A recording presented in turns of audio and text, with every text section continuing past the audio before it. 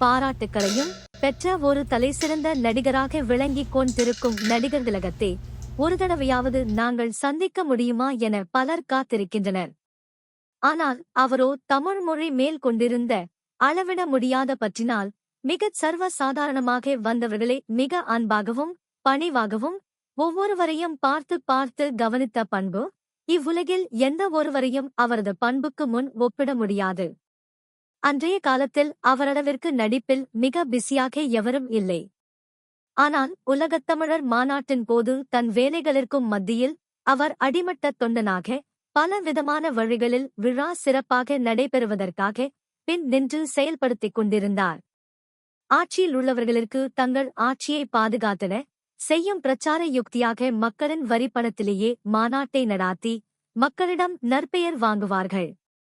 ஆனால் நடிகர் திலகமோ திமுகவின் ஆட்சி என்று கூட